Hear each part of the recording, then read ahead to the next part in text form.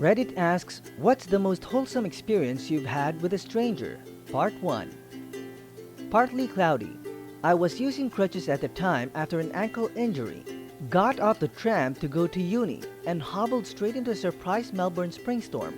Guy with very limited English walked me from the tram stop to my class, holding an umbrella over me the entire walk, about 10 minutes. One of those lovely, warm, fuzzy memories. It's not every day that you meet wholesome people, given how many jerks are there in the real world.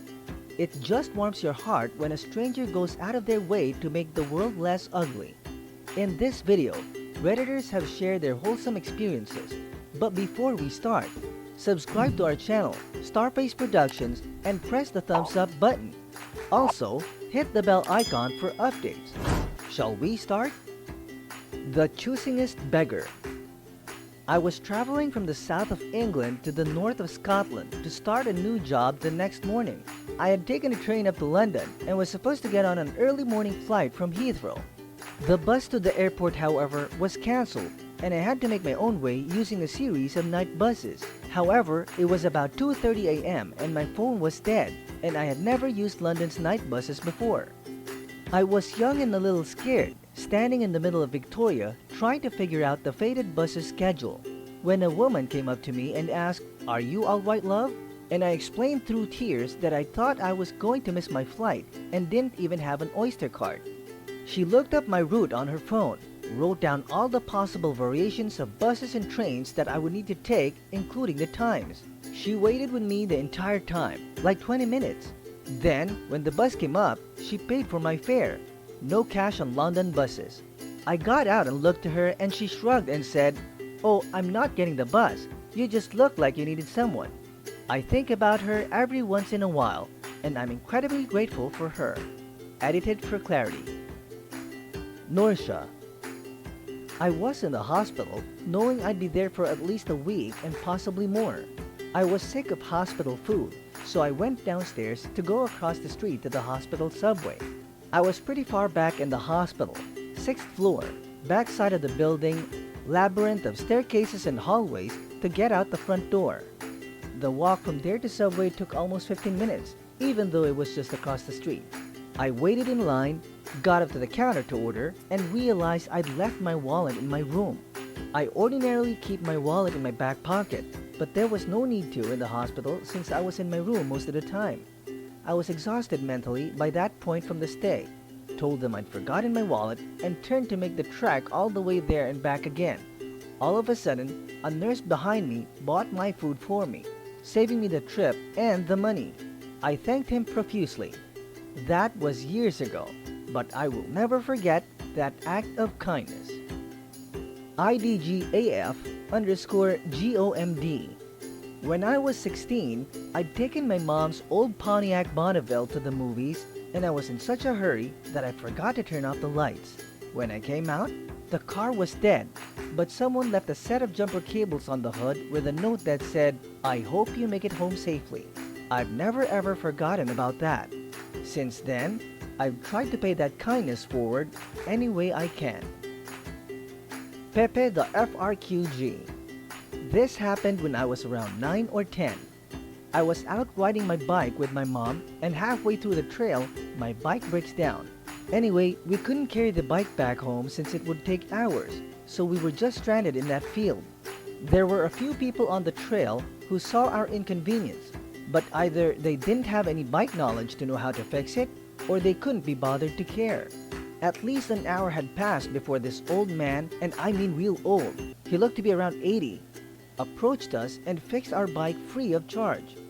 He got his hands down to the grease, and eventually after a few minutes, I could start pedaling again.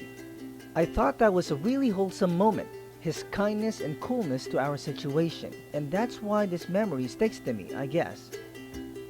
Bailey Girl 300. I moved 1,000 miles away from everything I knew after graduating college 16 years ago. Back then, I was pretty homesick, struggling in my career and figuring things out, so I pretty felt lost in life. One day, I was walking around downtown Orlando when an older man, probably in his mid-80s, stopped me. He handed a piece of paper that he was carrying to me and said, You seem like a good person with a good heart. It will be all right." Then he just walked away.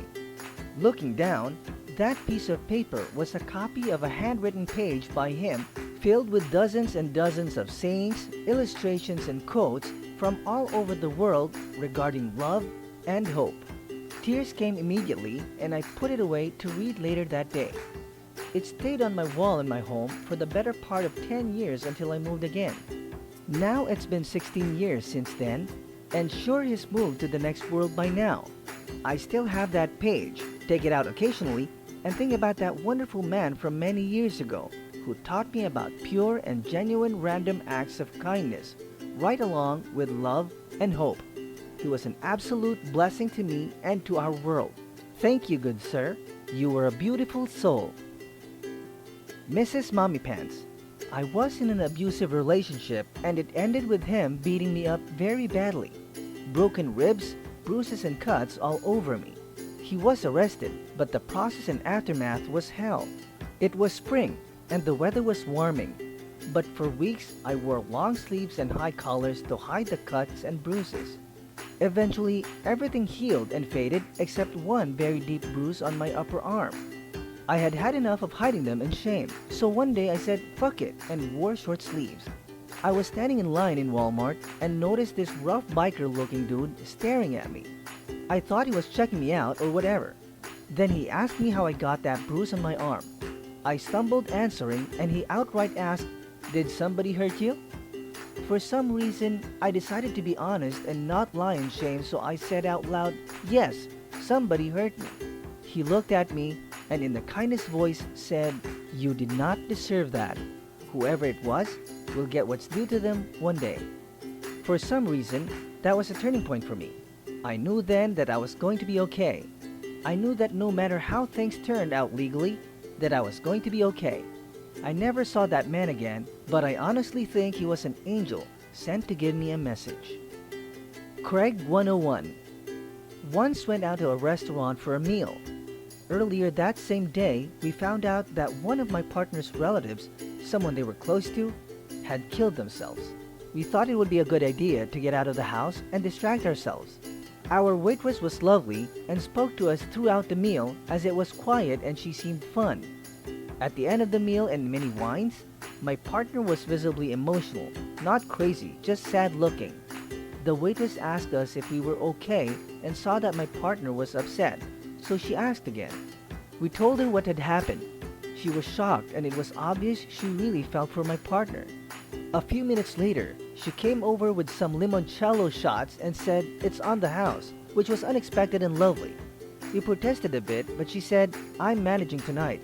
It's little things like this that make me like working here, because I can make your night a bit better." What a legend. It gets even more lovely though. We asked her for the bill shortly after, and when it arrived, it read £0. She had discounted the whole bill, putting it through as wastage. We were shocked and had a tearful goodbye with her after many protests and finding it unbelievable. We'd had a 3-course meal, wine and beer, loads of sides. We went to town and she just covered it because my partner was sad. I'll remember it forever. She could have kept herself to herself and ignored us, but that moment of kindness meant so much to us that day and turned it from a shitty day to a less shitty day. Don't these just make your heart feel warm? Have you had a similar experience? Write them down in the comment section below. Subscribe to Starface Productions and leave a thumbs up if you love their answers. Also, hit the bell icon for part 2. Stay tuned.